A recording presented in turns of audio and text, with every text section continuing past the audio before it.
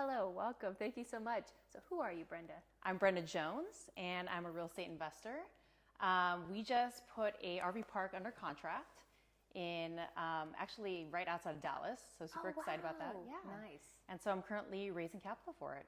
Wow, that's awesome. Yeah. So what do you do, like, outside of all that? So you own you've gotten an RV park under contract. Yeah.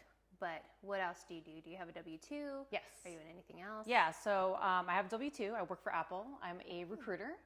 So I hire engineers. And then I'm married and I have a 4-year-old son. And he's just so adorable. He's the best. The best, the absolute best. And he is really the best looking kid. Like, I'm sorry. You agreed. I do. Yeah. But yeah, I mean, like any typical mom, like I'm juggling 17,000 things at a time. I'm one of the leaders for Orange County GV, Yes. which is a real estate investing community here in Orange County. I helped grow that group to almost, I think we have 1,200 people. Wow. Yeah, like just over a year. Wow. Yeah. Oh my gosh. Yeah. What was it when you first? 11. 11 Yeah. people. So we all met at Pace's book signing last year in May. And we were just all people from Orange County bitching about the commute.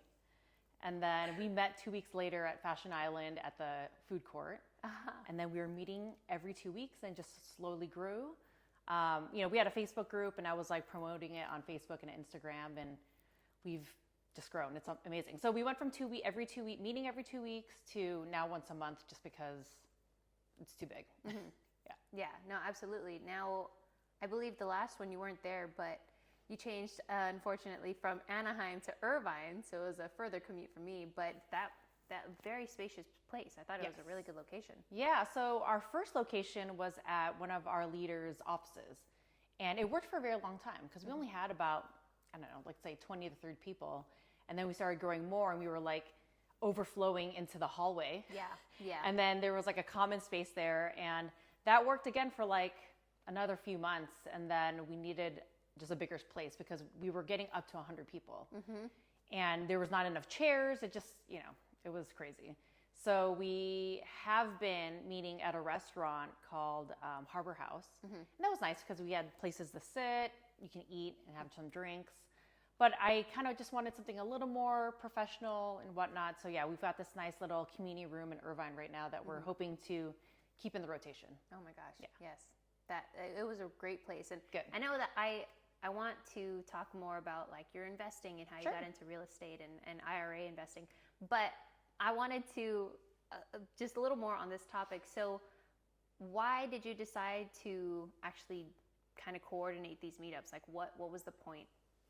Yeah, so my background is, before I joined Sub2 and all this fun stuff, I didn't have any real estate investing experience, and no one in my circle knew anything about it, right? Like everyone owns their home, but they don't know about real estate investing. And so it was essentially an accountability group for all of us. And we all were just learning on the go. And many of the leaders, branched off into different businesses. There's people doing wholesale, there's people doing bridge loan lending. I got into multifamily. And then now we're still, getting together and just trying to share the wealth, So our group is mostly for like newbies trying to learn. I love that. Yeah. And I love what you said. You're just trying to share the wealth. Yeah. Yeah, because that's, for me at least, when it comes to meetups and organizing stuff, which for me, it's too much. So props to you. Absolutely. But it's definitely that. Definitely like, hey, I want to work with other people and so that we can collaborate. And then like you were saying, if any newbies are coming, then it's like, hey, perfect newbies. If you have any questions, which from the OCJV, I've been able to help some people with questions. Good. So it's been really, really fulfilling as well. Well, it's something that we all kind of learn from Pace, right? Like he has the best and most largest community, and he gives way more than we all paid for, right? Yeah. And he wanted to cultivate that culture, right? So it's like ingrained in me now. So I love it. Yeah, it's a lot of fun. I get a lot of like fulfillment out of it. Exactly. Yeah. And so you're an Apple recruiter. Yeah. How did you get from there to real estate investing? So in 2022, me and my husband were trying to buy a house, and that was when the interest rates started hiking up. And long story short, we went from being able to afford a 5-bedroom home to like a 3-bedroom home. Wow. And it just didn't make sense. I Yeah. mean, we were going to be house poor, paying like $10,000, $11,000 on mortgage. Oh my God. And that just doesn't make sense. Oh Like, I don't want to own a home that bad, right? No. And then when I learned that, like, buying your own primary home is actually just a liability, like, yeah, you get the write-offs, but they're not real write-offs. Exactly. Not like real estate investing write-offs, rental write-offs, like depreciation write-offs. Yep. So I have zero, like, want to buy a home until I have enough rental or, like, real estate investing income to pay for that. I love that. So that's what I'm working towards. How did you start hearing that having a primary home is more of a liability? I started learning when I got into the community and just from other real estate investors, right? Because like regular people are just taught, go to school, get good grades, go to college, buy a home, all that fun stuff, right? But that's just putting money into the system that they're all making money together, and you as an individual are not, right? You're not a part of that club. Ecosystem, yeah. So I love that we're learning all these like skills that we should have learned, at least for me 20 years ago, not for you because you were in diapers. But, these are things you should be learning in school, right? And you're in your early 20s, and by the time you're my age, you're going to be just set and having fun and just, traveling the world and having babies and all the cool fun things, All the babies. Exactly. No, absolutely. And I love kind of that you're learning and then you're creating areas to give back to those. And that's my ultimate goal as well. Like I want to create financial literacy programs and stuff. But back to you. So I know, you're Apple, getting into real estate, getting into multifamily. How did you start with the multifamily, and how did you start with why I wanted to talk to you as well is with the IRA and retirement account investing? Like how did you go from, I'm going to pull these out of stocks and stuff to buy assets? Yeah. So I went to Amy Majuri's conference last year, Raising Private Capital, Raising Private Money. And one of her speakers was Matt Sorensen. I don't think it was Matt Sorensen. It was one of his, I think it was his lawyer, Mark Kohler, I think. And he was talking about you can take money out of your rollover 401k and invest it into real estate. And I was like, oh my God, you can do that? And, you have to do it through a different type of custodian. So Chase, Wells Fargo, E-Trade, they don't do that because they don't make money. They make money when you put money into stocks. But their company is called Directed IRA. So I was like, okay, cool. And right after that conference, I set up a phone call and I was like, oh, this is super easy. And those were my first real estate transactions, putting money into other people's funds. Wow, okay. And then that got me into learning how to do it for ourselves. And so I was able to, create a team, Leapfrog Funds, and then now we're doing it together. And now we've got an RV park under contract. Yeah. Oh my gosh, that's so cool. So how did you, what was the learning lesson, or how did you start learning how to invest? Like I believe you said self-directed IRA. Did they teach you, or did you have to do your own kind of research? I mean, I was watching a lot of videos online. I mean, it's the age of the internet, right? So, I mean, I was following Matt Sorensen and his partner on Instagram and, always bringing value, right? So they're just dropping these little gems every day. And I'm like, oh my gosh, this is so cool. Yeah. Yeah. Okay. Yeah. Ooh. And the benefit of this is that obviously it depends on the deal and the operator, but like real estate investing, if done right, you could be doubling your money in like 5 years. And there's not many stocks on a consistent basis that can do that. Like Apple's a great company. I'm already highly leveraged in Apple, so it's like now I need to diversify.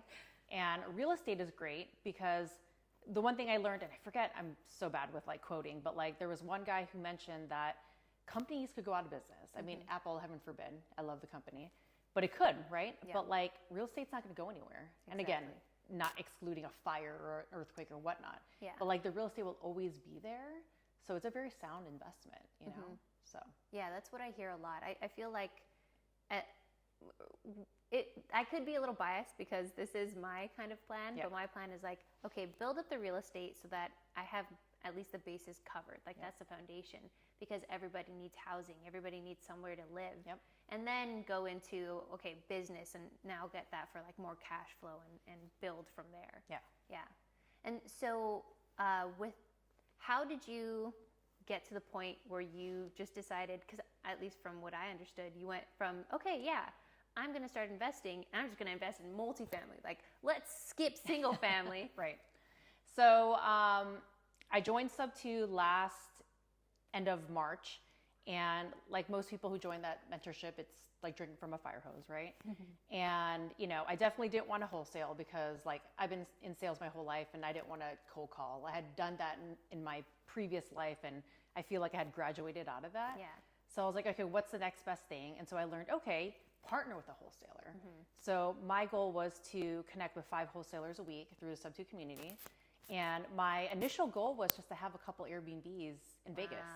Wow. And, have a free place to go. And I go with my girlfriends and that's it. And then depreciate and get some income. And, like my goals were very tiny, like 2 homes, and then I went to community camp and I met Vina Jetty and, she's a multifamily mentor. And, it was brought to my attention that my skill set is perfect for capital raising, which is I'm in sales, I'm outgoing, I like networking, I like building relationships. Mm-hmm. So it's like, okay, then why don't I raise capital? So that's when I made the shift. Oh, yeah. Okay. And then I met my partners through one of my OCJV events, like a month later. Oh, wow. And then end of last year, we decided to create the fund. Nice. And then this whole year, we've been trying to find a multifamily asset, which unfortunately nothing's been underwriting. And if anyone's following real estate, right, like obviously interest rates affected a lot, but there's still a lot of delusional sellers out there who think their properties are still worth 2-3x, and that's not the case. A ton. Yeah. It's so interesting how, just some people are like, oh yeah, it's 3 years after 2020, 2021, when that was, everything was booming. It's still the same. Mm-hmm. No. Yeah. Nothing changes after like 6 months. Exactly. Of course not. Yeah. That's funny. Yeah. And then I want to go back. So going back to, I guess, when you first started investing, you invested with your IRA. Mm-hmm. How much did you invest, if you're comfortable with saying it? Yeah. And what made you take the leap to invest that much? So I invested $50K, and that was actually not the minimum required. The minimum required was $100. So my great negotiating skills got me in with $50K. Yes. So and that was actually with Pace's fund. Oh, and, okay. And again, like if you're familiar with this community, it's like if you invest in his fund, then he'll teach you how to create a multifamily fund. Mm-hmm. So he had a whole course laid out that I was, hopping on these Zooms to learn, and it was worth it, right? Because it's like I'm investing, but I'm making money, but I'm also getting education. Oh yeah, 100%. Yeah. Okay, that makes a lot more sense. Because in my mind, I thought, okay, you probably knew some sort of operator, and you're like, okay, yeah, I'll invest there, but now, if you're saying, oh, it was Pace. It was Pace. Yeah. Okay, that definitely makes sense. Yeah. And why, I guess for those that are kind of on the edge of just investing with people in general, what do you look for in operators, at least in the past, since now you're becoming one? But what about Pace made you feel like, oh, I can trust him? Yeah. It kind of boils down to like why I wanted to join his mentorship in the first place.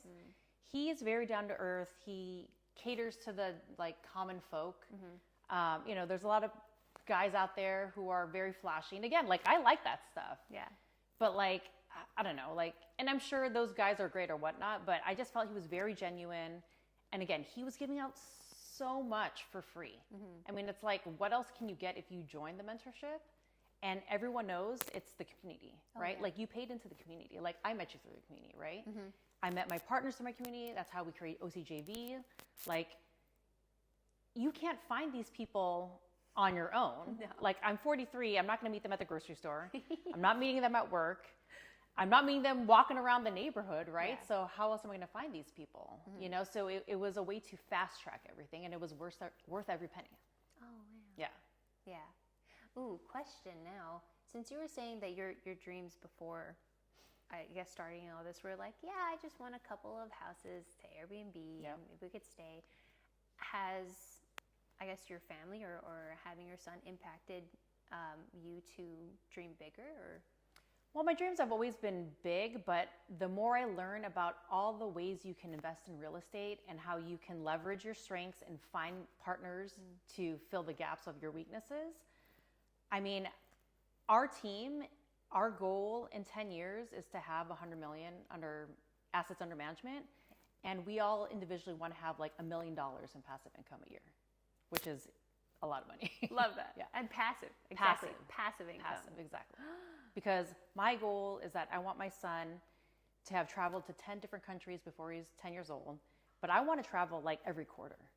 Because even growing up, you know, like first gen immigrant, right? Like my parents are from the Philippines, I'm born here. We couldn't afford to travel. I mean, we went to like San Francisco. Like that's not really going anywhere, right? Yeah. Like, you're still in the same state. Right. And we drove. I didn't even like go on an airplane, right? Fly. Exactly. Yeah. I didn't even get on my first airplane until I was like in my 20s. Wow. Yeah. Oh, wow. And that's amazing. Yeah. Good for you. Yeah. I'm second generation, but even then too, like my family still had kind of the first generation, maybe not the mindset, but it wasn't hitting past that. It wasn't like we can do all these things because we didn't know how to do all these things. Right. And so my mom actually being more of an entrepreneur allowed me to see pace and see sub 2 and just say, okay, yeah, let's go into it. Right. If I can't afford it, then, you know, I'll just work to pay it off. You figure it out. Fine. Yeah, you figure it out. Right. Boom. Yeah. I mean, my parents were both just W-2 workers. And so I did all the things like go to school, get good grades, go to college, get a great job. And my next achievement was to buy that house. And the failure of not buying a house and learning about real estate investing, I mean, my goals are grandiose. Like they're insane. And I'm excited to hit them. I really am. How do you have the faith that you'll hit those goals? I have the faith because I'm really passionate about it, and I am fortunate to have had 18 years of sales. And so capital raising is the exact same thing. I mean, all the conversations I have as a recruiter is the same type of conversation I would have with a potential investor. We're just talking about real estate. You know, it's like identifying people's interests, their wants, their goals, overcoming objections. These are all the same kind of conversations I'm going to have with an investor, you know? So, yeah, I mean, I've got a very strong sales background, so. That's like the best set of skills to have, too. Yes. Yeah. Ooh, okay. So would you be open to, like, what are some top capital raising tips, I guess, that you have that you've learned from sales and now you've been able to utilize them? Yeah, so to be the best salesperson is to not sell. You just want to talk about whatever your product is or whatever your service is, and you're educating, you're sharing. You know, you'll hear Pace say like you're sharing an opportunity. You're not trying to get money. Like I'm never asking for money. I'm telling you about the RV park and getting you excited about what we're going to do with it and all the potential returns. And if you're not into it, you're not into it, right? I'll move on to someone else. Yeah. But if you can create a sense of FOMO, a lot of people like, it's an emotional thing, right? Sales is emotional. But if you always lead with like, I need $50,000, it's like, why? Like, ooh, you know, it's kind of creepy, right? Yeah. But if I'm talking about, hey, like we can get some really exciting returns and it's within 5 years and there's no other asset class out there that you can achieve this, like that perks your ears. You're like, what? Tell me more, you know? But like, I've been doing a bunch of investor calls this week, and one of the guys was like, what are you ready to sell me? And I'm like, I got nothing to sell to you. I really don't, you know, because again, it's like developing relationships takes time, and if it does, and everything's timing. So if they're not ready to invest with you now, you still want to have a strong relationship with them because they might want to invest with you in the future. Right? So then just have a friendly conversation. But if you come off desperate, and then it's like the analogy of dating, like, ooh, I want to get married. It's like, oh, yeah, you know? No thanks. Great, yeah. So yeah, those are my main tips. Wow. Okay, that's fun. That's actually really, really good. I feel like I know a lot of people who, when they're asked, oh, what do you do? And they love what they do. So I've known a couple other operators that are like, oh yeah, I'm in this, I'm doing this. And what was interesting is I remember being a part of a conversation where, you know, an outside person had asked, well, what are the bad things about investing? Yeah. And they couldn't think of any. They're like, I don't know. I'm just so passionate about it. I can't think of any. Well, and that's the thing is like real estate investing, there's always a risk, right? Yeah. You have to do your own due diligence, Yeah. right? That's why like our fund, you know, we only take money from accredited investors. And so that makes the assumption that you're knowledgeable enough about money, the risks, how to invest, you know, but it's still up to you, right? Again, it's like, I'm not forcing you to do anything. If you want to partner up and get on board, like, that's great. But if not, you know, we can do something else, you know. And do you think that's a good way to kind of start getting into real estate by, let's say, investing in your fund and kind of seeing how you operate things, and then feeling if you feel confident enough to start going into being your own operator, or even buying your own rentals? Yeah, so it depends on what your investing goals are, right? So like a fund is long-term money. So like the big payout is when we sell, and that's usually in 5 to 7 years. So if you're a person who's looking for cash flow, you're probably gonna want to do some type of fix a flip, right? Yeah. Or some type of short-term rental, Airbnb or whatnot. So it just depends, right? Like I work for Apple, make really good money. I don't need money now, but I would love to double my money in 5 years. So that's great for me, you know? But if you're younger and you're struggling or whatnot, and it's like, I need money now, then wholesale, right? Yeah, That's something that is not physically extensive, but like you got to be on the phone all the time. You got to be like scouring the internet and whatnot. So that's the thing that's crazy is that, or what's amazing and interesting is that there's so many different things you can do in real estate investing, so many things. Like general public, and me included, all I thought was buy a house, rent it out. But there's oh my gosh, there's so many. So many, There's being a TC, there's just underwriting, there's, loan brokering. There's, like you're saying, endless. a ton of, it's so funny. I think it was last year, Pace was having a Q&A or maybe some sort of Zoom, and it's funny that we keep bringing him up. But I remember he was saying, he's like, I can do either rent or wholesale or flip. And he's like, that's how my mindset was. And then now that I'm actually doing more, he's like, there's like endless opportunities. And it's endless. It really is. So it's like, and that's really the thing that I really enjoy about learning the entrepreneurship mindset is that focus on your strengths, right? Our whole life we've been raised, strengthen your weaknesses. So it's like if you're bad in math, you need to study more. You're bad in science, you need to study more. And it's like, I'm good with people, I'm good with speaking. Like, I don't want to be doing spreadsheets. I don't want to do the numbers. I could, but I would hate my life, right? So I'd rather give it to the person who like thrives off of it, right? And then let's partner up, right? Divide and conquer. So absolutely. Oh my gosh, I just love everything you're saying. I feel like that resonates really well, and then it makes sense why you are where you are and why you have the goals that you do. Like everything that you're saying, from at least the timeline of what you're saying, like when you started getting into real estate and even joining Sub 2 or going to the Raising Private Money event, it sounds like you have done so much research and just learned so much. And it's not even just learning so much. I'm like dumbfounded by your confidence to just say, I'm going to do it. Well, so actually I'm going to say is I took action, right? So I was confident I can do it or figure it out, you know? And then again, it's like, I'm speaking for myself and people like me, like I'm in a financial situation that I don't need to be worried about money, right? So I can take the risk of paying for a mentorship or whatnot, and I can take the risk of potentially losing some money, right? But the biggest thing is taking action, to be honest. Like, I just figured it out on the way or just learned from my friends and kind of hope for the best. I mean, I lied to myself with pretty smart people who have good track records. But again, life is life and bad things can happen and whatnot. But, another thing you learn in this entrepreneurship space is like mentality and visualization. And it's like, if you see yourself being successful and you see yourself achieving these goals, like it's going to happen. But if you're thinking about, oh, this deal's going to go to shit, or, I'm going to lose money, or like this person is bad, then it's going to happen, right? It's the energy where you put it into. So I try to be as positive as I can and just take the negative out. Yeah, absolutely. Yeah. Ooh. So for those that are, wanting to invest in real estate or invest with their IRA and 401ks or whatever retirement accounts, how would they, I would think, and this is not a recommendation or anything, but let's say that they wanted to invest with you, how would they go about doing so? Yeah, so first they would have to find a custodian that they trusted, right? So like I said, I go with directed IRA. There's other ones. I think it's called Vantage or whatnot. So whatever one you choose. Like, I'm not getting paid to say directed IRA. I just know them. I like them. They've been great to me. And then, and then find out what type of asset class you're interested in, right? I mean, you're going to want to put your money into something that you like, right? Like, I don't like fix and flipping, so I don't invest in it. Sorry, right?